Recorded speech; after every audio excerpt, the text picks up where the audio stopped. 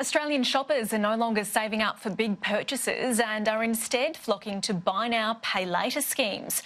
As Gabriella Power explains, the popular new payment programs are dominating the retail space. Buy now, pay later.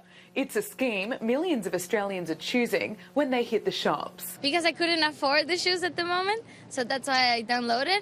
Sometimes it makes me lose track of how much money I'm spending sometimes. It's making me poor. It works like a lay-by, but in reverse. Customers get to walk away with the items they want and pay them off in instalments with no interest. I just use it for like clothes shopping. Things like makeup or things like that. I use it more in the retail, buying clothes. But there's a catch.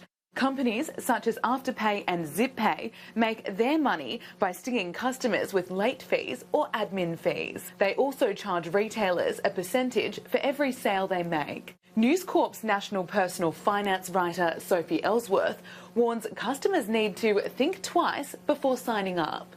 You need to be really careful when you use buy now, pay later schemes because they can impact your credit file. Also, you need to be sure that you can make the payments within the strict repayment criteria because otherwise you can be hit with significant fees and charges. Buy now, pay later schemes are more popular than ever, with 4 million people using the services in Australia and New Zealand.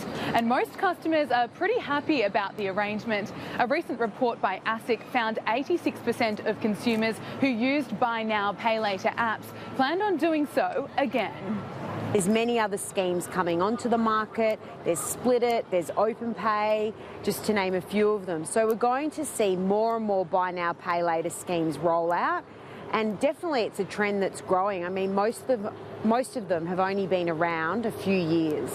Afterpay says around 95% of customers never incur a late fee. And if they are late on a payment, their account is suspended.